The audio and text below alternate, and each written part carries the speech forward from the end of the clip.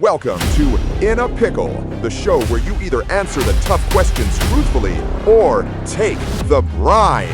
On today's episode, Shane, Larkin, and Justin Hayes go head-to-head to see who can make the other break, sweat, or sip. Let's go! I'm Shane Larkin. I'm Justin Hayes. And we're with NZone Sports, and today we are In a Pickle. Yeah, this is going to be awesome. So we got the pickle juice, we got the questions, we're good to go. First question up, we've got a rock, paper, scissors to decide who's going first or deferring or whatnot. You ready? Yeah, something like that. Let's do All it. right, rock, paper, scissors. Rock, paper, scissors, shoot. Rock, paper, scissors, shoot. You always go back to back. I don't know. Somebody taught me that trick. It might have been just Josh in episode 1. But all right, awesome. So I won. Mm-hmm. Do we defer the kick to the second half? I'm gonna defer. You're gonna go first and ask me my first question. So see what we got. Let's see. Ready what made you want to get into youth sports? So this is an easy one. I wasn't good at anything else. No, I'm just kidding. So obviously I went to school to get into education. I was an education major at the University of South Florida. Always loved working with kids, loved playing sports. I actually knew when I started playing high school football that, in actually track, baseball, all the different things I played, I knew that I wanted to get into coaching one day because I wasn't going to make it at a high level athletically. So I was like, I knew I was going to go into coaching. But it was just a natural, process for me. Once I started coaching kids, once I started working in athletics, it was like, hey, this is where I need to be, and made a career out of it. It's difficult to make a career out of coaching kids and making like this huge thing out of it. So I was lucky I found an opportunity to get into it in a business aspect because, got to pay the bills. So, absolutely love what I do. Working with kids is a dream come true, of course. But now I also work in adult sports, which is cool too, but I end up having to put up with people like, Justin, Josh, first season, fighting on fields, giving me headaches. What is the most important thing to teach young athletes in order for them to be successful? Oh, that's easy. As a young athlete, don't be terrible. Be coachable. Want to be there. I think the biggest thing in coaching young athletes, if you don't want to be there, I don't want to be there. So make a conscious effort to learn. Take everything in like a sponge. I think that's pretty much the biggest take that I could give young athletes. Yeah, being coachable. I mean, we saw this. We were at our youth league last night, and we saw a kid who just wasn't taking and receiving the coaching opportunity. And that can be tough, man, because, we want to work with any kid. I tell people all the time, working in youth sports is the easiest thing in the world because you can coach just about any kid. But the difficult part of youth sports is usually the parents. Well, sometimes you will get a kid that's difficult to coach. Right. And so it's great advice. Just be coachable, keep an open mind. I've done a lot of things. You haven't. I'm trying to share that with you type of thing. So yeah, that's good. That's really good. And you actually also in our programs, you work with little kids, 2, 3, and 4-year-olds as well. And that's a totally different coaching environment. Yeah, that's not so much a be coachable thing. That's more of a instructional, be insightful, get on their level and just understand that it's bigger than coaching. When you're dealing with 2 to 4-year-olds, a lot of them are transitioning into kindergarten, into first grade. Yeah. It's about learning, I guess you could take coachability, but learning how to follow directions, how to get along with others. We have a class on Saturdays where we have 2 brothers and they beat the crap out of each other. It's like WrestleMania. It's awesome. But at the same time, we want them to learn to kind of hone that in and be able to be successful at whatever it is that they decide once they go to kindergarten, so they don't spend a lot of time in the principal's office like me, and they'll be just fine. I think one of the things I'm kind of honing in on right now is have fun, especially with those age groups. We want them to have fun, but under control. Yes. Be under control. And I think that's a word that we can use across all these different sports, and it's a blast. So, all right, that's 2 down, and all the pickle juice is still there. So hopefully these questions are going to get a little bit harder. You've got 2 young sons. I know the answer to this because Uncle J be around, but who is going to be the better athlete? Oh, goodness. Hopefully these questions are going to get a little bit harder. All right. So is Logan going to be watching this episode? I think I just gave away my answer there. They're both excellent athletes and have lots of fun. So we're just lying on camera now, Okay. huh? I'm gonna be nice. I think this is my first pickle shot, to be honest with you, because I still am holding out hope for both. Obviously, we know that Maddox is little Mr. Rough and Tumble, and Logan, so far in his athletic career, has had 2 left feet. But there's training opportunity. So Yes. I'm going to opt out and say both of them are going to be awesome athletes, and I'm holding out hope, and I'm going to take my first pickle shot. Cross country. Logan, if you're watching, cross Here goes country, nothing. baby. What, this is like the regular one? Oh, God, that is actually way worse than I thought it was going to be. I should have just answered the question honestly, because that was brutal. Yeah. I should have had breakfast. That's tough. Good luck, buddy. What is your favorite age group to work with, and why? Oh, this is a good one. You can definitely answer this. That is a good one. Honestly, when I first started coaching, it was definitely high school.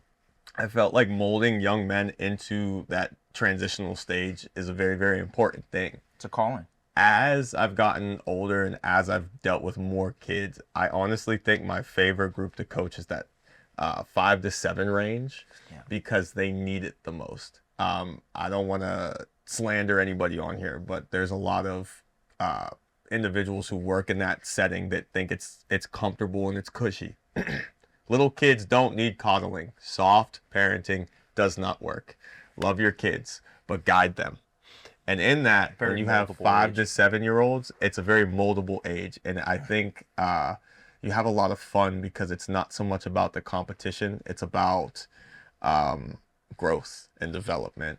And watching them have fun through that growth and development is probably the most important thing for that age group. That is a fun age. I mean, Josh would know. He's coaching one of those age groups this season. So it's one of those age groups where you can see like the biggest impact from the start of the season to the end of the season, because you just get them to listen and do some of the little things right. Mm-hmm. And it's like, wow, look how far they've come in just a season. And a lot of the kids that we work with, they've been with us since our junior program. So they started with us 3-4 years old, and now they're in that 5 to 6, 5 to 7 range. And it's crazy to see how far along they come. And then it's kind of laying the building blocks for whether or not they're going to like playing sports. So it's pretty cool. What has been the best success story you've seen or experienced in your time in sports? In sports. Okay, so I've been with NZone Sports of America for the last 12 years. And I started out obviously coaching kids, but then I made my way into coaching business owners too. So that's a tough one, because I've seen a lot of cool things on the field where we had a team that didn't win a regular season game, but we had all of the teams make the playoff tournament, and they ended up going on a run and winning the whole thing. My son was on that team, so that was really cool. Seen some special things out at the adult league, but I'd have to go with being a business coach and helping people who, like, they left the corporate job or they left corporate America to start their own small business, Right. and change their lives, change their family's life. I mean, those are some of the coolest stories for me. So if I was going to pick one, I'd say my buddy Julian out in Las Cruces, New Mexico, fellow Steelers fan, by the way. He started his business in April of 21 and got it off the ground, and now he has over 1,000 kids a season in his youth sports leagues. And I've been helping coach him along the way in his business efforts, and man, that's been special. Now he's completely changed his life, and no longer has to work. He was in law enforcement before, and now he's running his own business where he's going to do incredible things and make millions of dollars. And I mean, that's really cool to be able to see somebody who I was able to coach get to that level. And obviously we've got aspirations for building NZone Sports Westmoreland That we do. to that kind of level. So have you ever had a parent try to bribe you to get their kid more playing time and describe it? Oh, sweet. Oh boy. I like that. So that person bribe you. Do I tell the story and take the shot, or do I just take I'm gonna just take the shot? He doesn't want to go into details about that. Take the shot, but did you take the bribe? I did not take the bait because I'm a Christian man and I'm a good person. I didn't take the bait. All right, he's going with the pickle shot. He hated it. Look at that face. Woo! Yo, that's rock and roll status right there, baby. I love that. Is he going to be sick? Is he going to hold it down? That was terrible. That's the best reaction I've ever seen to anything. Are you going to be able to handle number 2? We're going to be all right. Do you even like pickles? Hell no. Would you say you ever let feelings get involved when running programs? Name a time you almost lost it. Feelings. Feelings is an interesting way of phrasing that. And I quote, yes. This is my field. Yeah. I think everybody who's been in one of my programs has seen my feelings get involved. But, this is one I'm actually going to answer because I think it's important to answer it. If you're running a youth sports business, sports can be emotional. We get the emotion from the parent side, and sometimes we respond in ways that we shouldn't. But it is important to keep them in check. But yes, I'd say that the worst of me has been brought out a couple of times when doing some of our programs. Stuff that I have learned from, obviously, and I've gotten better over time. But yeah, the emotion has kind of gotten in the mix there, and I would say, so somebody was threatening to cause physical and possibly physical harm and possibly commit a crime against another person, and listed their name and address and all this kind of stuff, and I then immediately charged, I guess would be the safe. I charged that person, got in their face, and we got into a little bit of an altercation. That person never came back out to my programs, and probably never will. So not something I'm entirely proud of, but I am proud of the fact that I will stick up for my people. I don't let people bully my refs, my staff, people who do things the right way out at my programs. And sometimes you got to pull a bad weed, to save the garden. What is one youth sports rule or tradition you would eliminate tomorrow? I know he's not taking a shot on this. There's plenty of things he would love to get rid of from the world of sports. So we'll see where we're at here. What do we got? If Arthur Smith is watching, stop running toss. Furthermore, belt to ass. I just think it's very, very terrible for the culture of youth sports, the whole sportsmanship thing. I'm good for some good trash talk and some good banter, but the belt to ass with 3rd and 4th graders, you're not setting a great standard. And a lot of that happens with coaches. It starts with coaching. It starts with the culture you build in your locker room, and it starts with the culture that you and the relationships you have with your kids. Your kids will be a direct reflection of you. If you're an asshole, they will be an asshole. So, true. Belt to ass, get rid of it. It's distasteful.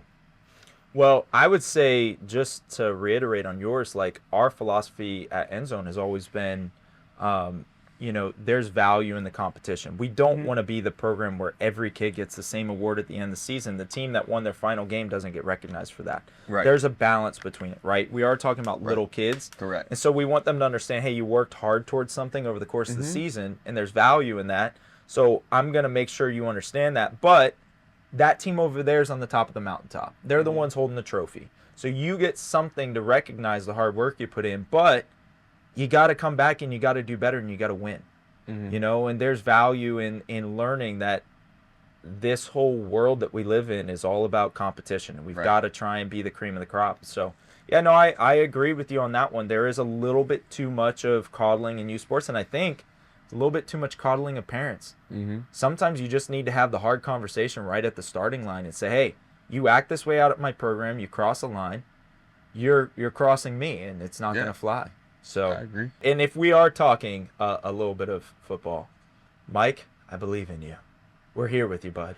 Big Mike. Big Mike. We moved on from Mike T to Big Mike, and we are about it. At least we are. We believe in it. We're getting behind it. So let's go. All right, Steelers. You train sports franchise owners across the country. What is your best piece of advice for somebody building local sports programs? Don't be cheap. I mean, you're trying to start a program, a brand that is not recognized in your community. There's plenty of other sports programs in competition. I was talking to Jordan about this before the show. There's only competition if you allow there to be. But there's an understanding to that as well. It's like you either have to spend or you have to put in time. You can replace your financial commitment to making sure that you're building your brand locally with a physical commitment of going out and connecting with people. So either you're going to stick to a marketing plan and a budget, and you're going to spend what you need to spend to be able to get your name and your brand out there, or you have to go out and you have to put in the work. You've got to shake hands. You've got to connect with other local small businesses. You got to go to those Chamber of Commerce meetings and meet people that you sell glasses on wheels. Sell glasses on wheels and do weird stuff. He just went to a chamber meeting for me last week because I was still working, and I was like, hey, we got to go shake babies and sign hands. Shake babies. So it's one of those things that sometimes you just gotta get out there and put in the time. So if you are trying to start your own local programs and start your own small business, I would say, you've got to show your commitment to the cause, one side of the coin or the other. Either you got to be willing to spend or you got to put in the time yourself. You can't get around one or the other. The score is, oh, hell no. The score is 7-6. 2 seconds left in the game. I'm at corner. You're at wide receiver. Fade ball to win the game. Who wins the matchup? Oh, big play, J. Easy money. Easy money. Did we really have? We couldn't say that I was at receiver and he was at corner. That's no better. That's not going to do me any better. Get comfortable on the island. Go ahead and take the shot. I don't have. It was your question, right, but when you were able to answer it, it's the island, But you had to lie. You're not winning that. Come on now. That's twice. That's twice. I can cover you With a blanket, with him sleep. Savage. No, I think he's telling the truth there. My 35-year-old knees can't keep up with him in the game anyways. I try to chase him down, and usually he's all the way down the field. So, damn. I don't like that question. I feel dirty after him answering that question. That makes me sad. It's all right. But you caught me a decade ago locking down. You always say parents end up causing the most problems in youth sports. Name drop time. Who was the worst parent you've ever dealt with in a youth program? Who was the worst parent? All right, so this is pickle shot time because I'm not trying to make enemies out in these streets. But I mean, I'll give the scenario. I don't know. That one, I don't even like to recollect on that one. All right, I'm gonna take a shot. And I'll give a little bit of detail, but gotta play the game here. I'm not trying to drop names, so we'll go for it. Yeah, that one's definitely not as bad as the first one. I don't like the little floaties in there, though. That's a little bit weird. You're gonna struggle with that one because you're a sissy. All right, so Right. to give some context to it, obviously we're a youth sports program, 175, 180 kids, and we had Coach Rob and his family as part of the program, and we had another team, another group that came and joined us kind of as a group, and there was just some nasty language and some racial stuff that happened out there, and it was despicable. It didn't have a place in our league, and so those parents were never welcome back after that happened. But no, I'm not going to name drop because those people will get what's coming to them. I ain't going to try and ruin them, all that kind of stuff. But God don't like ugly. God don't like ugly. Shout out Bubba Wiz. They'll get what's coming to them. They ain't going to be my problem. But yeah, we don't allow that in our programs, obviously. So that was, and the crazy thing was, that was our first season of flag football at NZone Westmoreland. And by making sure people knew who we were and what we were about, what we weren't about, I feel like it impacted the next couple of seasons, but we have continued to grow, and now we're about to have our largest season ever. So it's those kind of things that, hey, we did the right thing. We made sure that we got some nasty. My high school football coach, Raymond Woody, I think he's with Bethune-Cookman right now as a head coach. shout out HBCU schools, but he always used to talk about it like you have a big bowl of vanilla ice cream, and then you have like that like one speck, like you got some dirt in it, but it makes you feel like the whole bowl of ice cream's dirty, right? You could just scoop that out, but now you're like looking through the rest of the bowl of ice cream, looking for other specks or other spots of dirt. And so it's like you let one person kind of fester as a cancer in a program, and it can ruin the experience for everybody. And so you just got to get rid of that kind of stuff, man. All right. Have you ever knowingly played favorites or made a decision that wasn't 100% fair because it helped the team win? Explain. Biblically, I don't have favorites.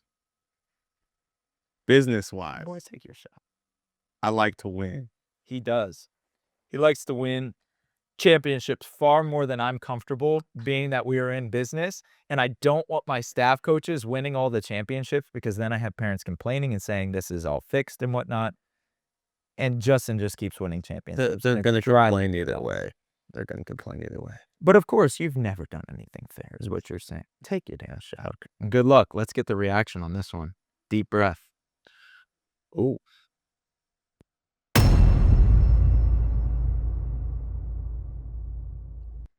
All right. That one was better. Still terrible.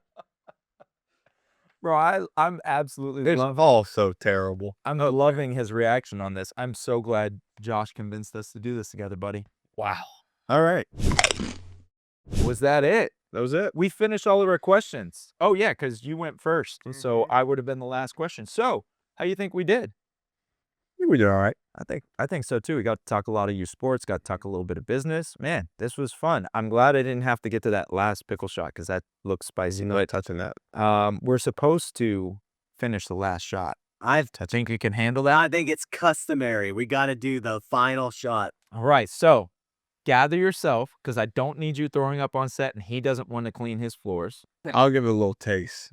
All right, so as a customary practice for In a Pickle, we didn't finish the last shot with our question, so we got to take it here as our little chinks to finish the game here.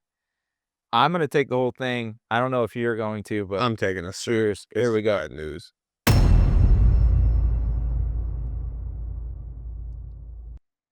Oh my goodness. That one's rough. Yeah, I understand. Since you didn't handle the other two well, yeah, you're not gonna like that one. I'm cool. I'm sure you're a great company. Shout out Pittsburgh Pickle Company. I'm sure you do great work. Hey, appreciate coming on here and having a conversation, man. That was fun. Yeah.